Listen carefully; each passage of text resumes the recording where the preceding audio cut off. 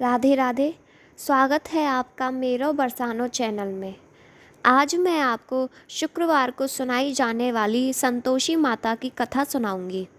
कृपया कथा को पूरा सुने और हमारे चैनल मेरो बरसानो को सब्सक्राइब करना व बेल आइकन को दबाना ना भूलें। आइए जानते हैं व्रत विधि। इस व्रत में प्रातःकाल स्नान से निर्वृत्त होकर संतोषी माता को स्मरण कर दंडवत प्रणाम करें। पूजा करते समय जल से भरा कलश रखकर उसके ऊपर गुड़ और चने से भरा कटोरा रखें।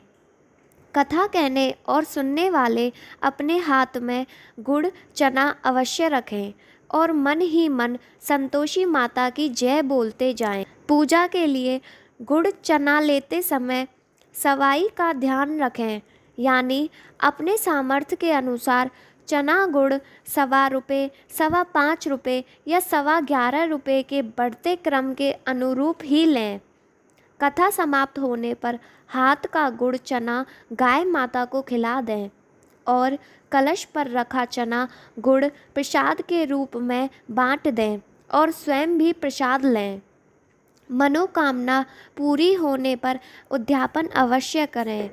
इसी विधि से तब तक व्रत करते रहें जब तक आपकी मनोकामना पूरी ना हो जाए। मनोकामना पूरी होने पर उद्यापन अवश्य करें। उद्यापन के लिए 2.5 सेर खाजा, मोयनदार पूड़ी, खीर, चने की सब्जी और नैवेद्य रखें। घी का दीपक जलाकर संतोषी माता की कथा कहें। जयकारा लगाकर नारियल फोड़ें। इस दिन घर में कोई खटाई ना खाए, ना ही किसी को कुछ भी खट्टा दे। इस दिन 8 लड़कों को भोजन कराएं। लड़के अपने कुटुंब के हों तो अच्छा, ना हो तो ब्राह्मण बालकों, रिश्तेदारों, पड़ोसियों के लड़कों को बुलाएं। भोजन करा के यथाशक्ति दक्षिणा दें, जिसमें पैसे के स्थान पर कोई फल देना अधिक अच्छा होता है।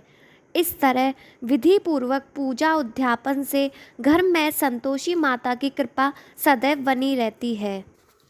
आइए सुनते हैं संतोषी माता व्रत कथा। एक बुढ़िया थी, उसके 7 बेटे थे।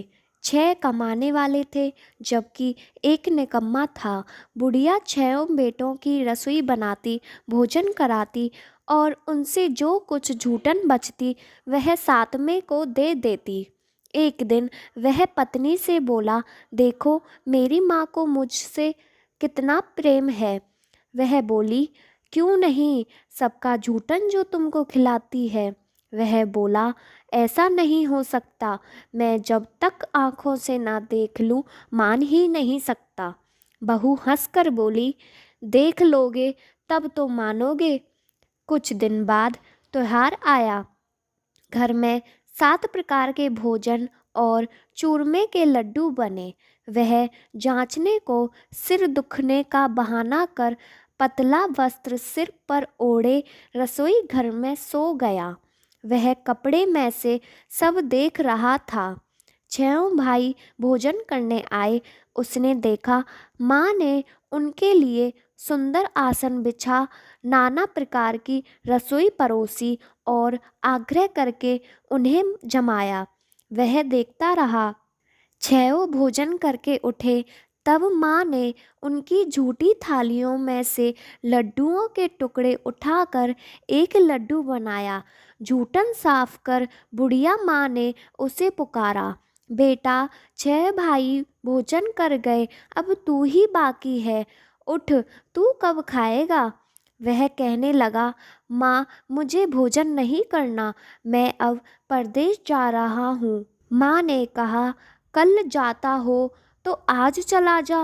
वह बोला, हाँ आज ही जा रहा हूँ। यह कहकर वह घर से निकल गया। चलते समय पत्नी की याद आ गई। वह गौशाला में कंडे थाप रही थी। वहाँ जाकर बोला, हम जावे परदेस आवेंगे कुछ काल, तुम रहियो संतोषी से धर्म अपनो पाल। वह बोली, जाओ पिया आनंद से हमारे सोच हटाए, राम भरोसे हम रहें, ईश्वर तुम्हें सहाय। दो निशानी आपन देख, धरऊँ मैं धीर। सुधी मति हमारी बिसारियो, रखियो मन गंभीर। वह बोला, मेरे पास तो कुछ नहीं है, यह अंगूठी है, सो ले लो और अपनी कुछ निशानी मुझे दे दो। वह बोली, मेरे पास क्या है, यह गोबर भरा हाथ है। यह कहकर उसकी पीठ पर गोबर की हाथ की थाप मार दी। वह चल दिया। चलते चलते दूर देश पहुंचा। वहां एक साहूकार की दुकान थी। वहां जाकर कहने लगा, भाई मुझे नौकरी पर रख लो। साहूकार को जरूरत थी, बोला, रह जा। लड़के ने पूछा, तनख्वाह क्या दोगे? साहूकार ने कहा, काम देखकर दाम मिलेंगे। साहूकार की नौकरी मिली। वह सुबह 7 से 10 बजे तक नौकरी बजाने लगा। कुछ दिनों में दुकान का सारा लेन देन, हिसाब किताब, ग्राहकों को माल बेचना, सारा काम करने लगा। साहूकार के 7-8 नौकर थे। वे सब चक्कर खाने लगे, यह तो बहुत होशियार बन गया। सेठ ने भी काम देखा और 3 महीने में ही उसे आधे मुनाफे का हिस्सेदार बना दिया। वह कुछ वर्ष में ही नामी सेठ बन गया और मालिक सारा कारोबार उस पर छोड़कर चला गया। इधर उसकी पत्नी को सास ससुर दुख देने लगे। सारी गृहस्थी का काम करा के उसे लकड़ी लेने जंगल में भेजते। इस बीच घर के आटे से जो भूसी निकलती, उसकी रोटी बनाकर रख दी जाती और फूटे नारियली में पानी। एक दिन वह लकड़ी लेने जा रही थी। रास्ते में बहुत सी स्त्रियां संतोषी माता का व्रत कर रही थीं। वह वहां खड़ी होकर कथा सुनने लगी और पूछा, बहनों, तुम किस देवता का व्रत करती हो और उसके करने से क्या फल मिलता है? यदि तुम इस व्रत का विधान मुझे समझाकर कहोगे तो मैं तुम्हारा बड़ा एहसान मानूंगी। तब उनमें से एक स्त्री बोली, सुनो, यह संतोषी माता का व्रत है। इसके करने से निर्धनता, दरिद्रता का नाश होता है और जो कुछ मन में कामना हो सब संतोषी माता की कृपा से पूरी होती है। तब उसने उससे व्रत की विधि पूछी। वह भक्तिन स्त्री बोली, 1.25 आने का गुड़ चना लेना, इच्छा हो तो 5.25 आने का लेना या 1.25 रुपये का भी सहूलियत के अनुसार लाना। बिना परेशानी और श्रद्धा व प्रेम से जितना भी बन पड़े सवाया लाना। प्रत्येक शुक्रवार को निराहार रहकर कथा सुनना। इसके बीच क्रम टूटे नहीं, लगातार नियम पालन करना। सुनने वाला कोई ना मिले तो घी का दीपक जलाकर उसके आगे या जल के पात्र को सामने रखकर कथा कहना। जब कार्य सिद्ध ना हो, नियम का पालन करना और कार्य सिद्ध हो जाने पर व्रत का उद्यापन करना। किसी के ग्रह खोटे भी हों तो भी माता वर्ष भर में कार्य सिद्ध करती है। फल सिद्ध होने पर उद्यापन कराना चाहिए, बीच में नहीं। उद्यापन में 2.5 सेर आटे का खाजा तथा इसी परिमाण से खीर तथा चने का साग करना। 8 लड़कों को भोजन कराना। जहाँ तक मिले देवर जेठ भाई बंधु के हों, ना मिले तो रिश्तेदार और पास पड़ोसियों को बुलाना। उन्हें भोजन करा यथाशक्ति दक्षिणा दे माता का नियम पूरा करना। उस दिन घर में खटाई ना खाना। यह सुन बुढ़िया के लड़के की बहू चल दी।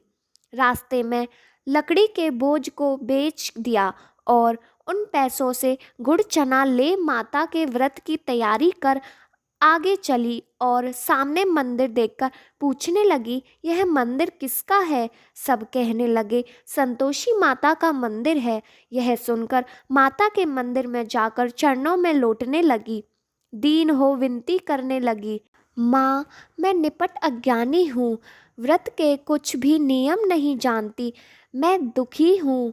हे माता, जगत जननी मेरा दुख दूर कर, मैं तेरी शरण में हूँ। माता को दया आई। एक शुक्रवार बीता कि दूसरे को उसके पति का पत्र आया और तीसरे शुक्रवार को उसका भेजा हुआ पैसा आ पहुँचा। यह देख जेठ जेठानी मुंह सिकोड़ने लगे। लड़के ताने देने लगे। काकी के पास पत्र आने लगे, रुपये आने लगे। अब तो काकी की खातिर बढ़ेगी। बेचारी सरलता से कहती, भैया कागज आवे, रुपया आवे, हम सब के लिए अच्छा है। ऐसा कहकर आंखों में आंसू भरकर संतोषी माता के मंदिर में आ मातेश्वरी के चरणों में गिरकर रोने लगी। माँ, मैंने तुमसे पैसा कब मांगा है? मुझे पैसे से क्या काम है? मुझे तो अपने सुहाग से काम है। मैं तो अपने स्वामी के दर्शन मांगती हूँ। तब माता ने प्रसन्न होकर कहा, जा बेटी, तेरा स्वामी आएगा। यह सुनकर खुशी से बावली होकर घर में जा काम करने लगी। अब संतोषी माँ विचार करने लगी, इस भोली पुत्री को मैंने कह तो दिया कि तेरा पति आएगा, लेकिन कैसे? वह तो इसे स्वप्न में भी याद नहीं करता। उसे याद दिलाने को मुझे ही जाना पड़ेगा।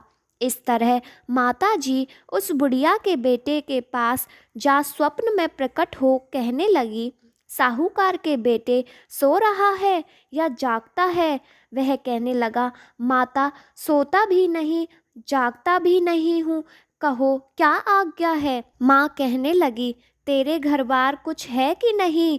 वह बोला, मेरे पास सब कुछ है, माँ बाप है, बहू है, क्या कमी है? माँ बोली, भोले पुत्र, तेरी बहू घोर कष्ट उठा रही है। तेरे माँ बाप उसे परेशानी दे रहे हैं। वह तेरे लिए तरस रही है, तू उसकी सुध ले।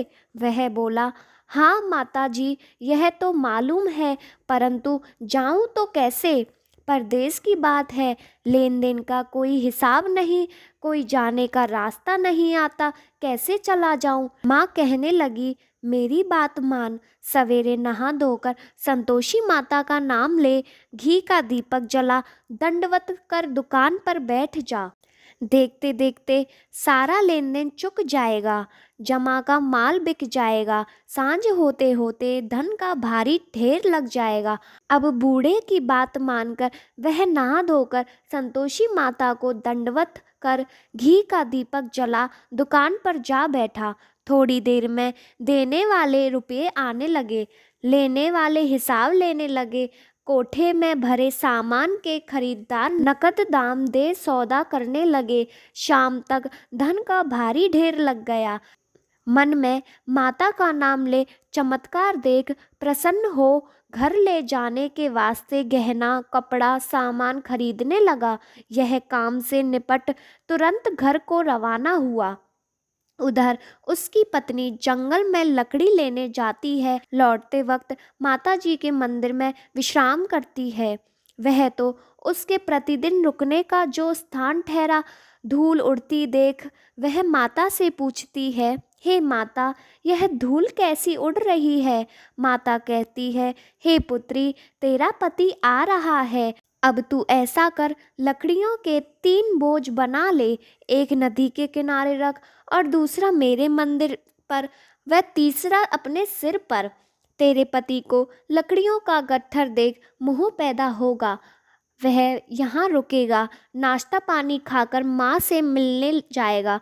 जब तू लकड़ियों का बोझ उठाकर जाना और चौक में गट्ठर डालकर जोर से आवाज़ लगाना, लो सासू जी, लकड़ियों का गट्ठर लो, भूसी की रोटी दो, नारियल के खेपड़े में पानी दो, आज मेहमान कौन आया है? माता जी से बहुत अच्छा कहकर वह प्रसन्न मन से लकड़ियों के 3 गट्ठर बनाई, एक नदी के किनारे पर और एक माता जी के मंदिर पर रखा। इतने में मुसाफिर आ पहुंचा। सूखी लकड़ी देख उसकी इच्छा उत्पन्न हुई, कि हम यहीं पर विश्राम करें और भोजन बनाकर खा पीकर गांव जाएं। इसी तरह रुक कर भोजन बना विश्राम करके गांव को गया। सबसे प्रेम से मिला। उसी समय सिर पर लकड़ी का गट्ठर लिए वह उतावली सी आती है। लकड़ियों का भारी बोझ आंगन में डालकर जोर से 3 आवाज़ देती है, लो सासू जी, लकड़ियों का गट्ठर लो, भूसी की रोटी दो, आज मेहमान कौन आया है।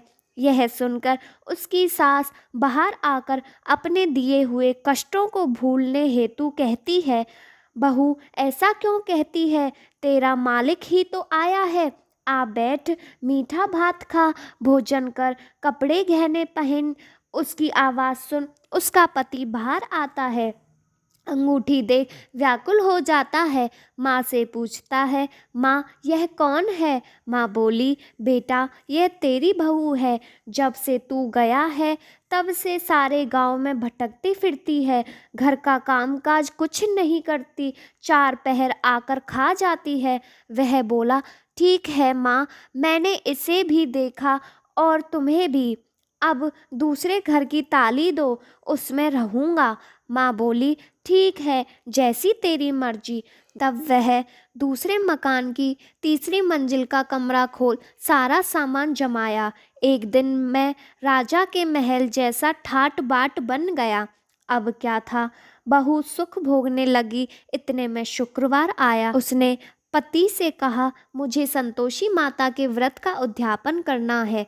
पति बोला, खुशी से कर लो। वह उद्यापन की तैयारी करने लगी। जेठानी के लड़कों को भोजन के लिए कहने लगी। उन्होंने मंजूर किया, परंतु पीछे से जेठानी ने अपने बच्चों को सिखाया, देखो भोजन के समय खटाई मांगना, जिससे उसका उद्यापन पूरा ना हो।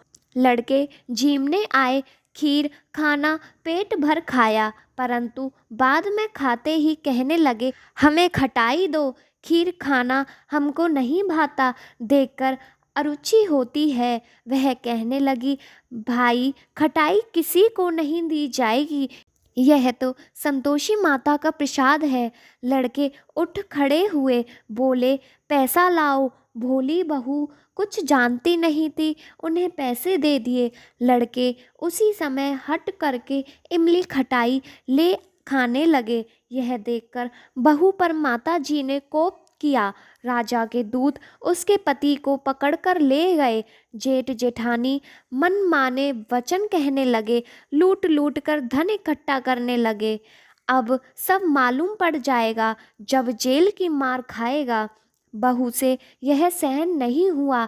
रोती हुई माता जी के मंदिर गई। कहने लगी, हे माता, तुमने क्या किया। हंसाकर अब भक्तों को रुलाने लगी। माता बोली, बेटी तूने उद्यापन करके मेरा व्रत भंग किया है। वह कहने लगी, माता मैंने कुछ अपराध नहीं किया है, मैंने तो भूल से लड़कों को पैसे दे दिए थे, मुझे क्षमा करो, मैं फिर तुम्हारा उद्यापन करूँगी। माँ बोली, अब भूल मत करना। वह कहती है, अब भूल नहीं होगी, अब बतलाओ वे कैसे आवेंगे। माँ बोली, जा पुत्री, तेरा पति तुझे रास्ते में आता मिलेगा। वह निकली, राह में पति आता मिला। वह पूछी, कहाँ गए थे। वह कहने लगा, इतना धन जो कमाया है उसका टैक्स राजा ने मांगा था, वह भरने गया था। वह प्रसन्न हो बोली, भला हुआ, अब घर को चलो। कुछ दिन बाद फिर शुक्रवार आया। वह बोली, मुझे फिर माता का उद्यापन करना है। पति ने कहा, करो बहू। फिर जेठ के लड़कों को भोजन को कहने गई। जेठानी ने 1-2 बातें सुनाई और सब लड़कों को सिखाने लगी, तुम सब लोग पहले ही खटाई मांगना। लड़के भोजन से पहले कहने लगे, हमें खीर नहीं खानी, हमारा जी बिगड़ता है, कुछ खटाई खाने को दो। वह बोली, खटाई किसी को नहीं मिलेगी, आना हो तो आओ। वह ब्राह्मण के लड़के लाकर भोजन कराने लगी। यथाशक्ति दक्षिणा की जगह एक एक फल उन्हें दे दिया। संतोषी माता प्रसन्न हुई। माता की कृपा होते ही 9वें मास में उसकी चंद्रमा के समान सुंदर पुत्र प्राप्त हुआ। पुत्र को पाकर प्रतिदिन माता जी के मंदिर को जाने लगी। माँ ने सोचा, यह रोज आती है, आज क्यों ना इसके घर चलूं। यह विचार कर माता ने भयानक रूप बनाया। गुड़ चने से सना मुख, ऊपर सूंड के समान होठ, उस पर मक्खियां भिन भिन कर रही थीं। दहली पर पैर रखते ही उसकी सास चिल्लाई, देखो रे, कोई चुड़ैल डाकनी चली आ रही है। लड़कों, इसे भगाओ, नहीं तो किसी को खा जाएगी। लड़के भगाने लगे, चिल्लाकर खिड़की बंद करने लगे। बहू रोशनदान में से देख रही थी। प्रसन्नता से पगली बन चिल्लाने लगी, आज मेरी माता जी मेरे घर आई हैं। वह बच्चे को दूध पीने से हटाती है। इतने में सास का क्रोध फट पड़ा। वह बोली, क्या उतावली हुई है, बच्चे को पटक दिया। इतने में माँ के प्रताप से लड़के ही लड़के नजर आने लगे। वह बोली, माँ, मैं जिसका व्रत करती हूँ यह संतोषी माता है। सबने माता जी के चरण पकड़ लिए और विनती कर कहने लगे, हे माता, हम मूर्ख हैं, अज्ञानी हैं, तुम्हारे व्रत की विधि हम नहीं जानते। व्रत भंग कर हमने बड़ा अपराध किया है। जगमाता, आप हमारा अपराध क्षमा करो। इस प्रकार माता प्रसन्न हुई। बहू को प्रसन्न हो जैसा फल दिया वैसे माता सबको दे। जो पढ़े उसका मनोरथ पूर्ण करे। बोलो संतोषी माता की जय।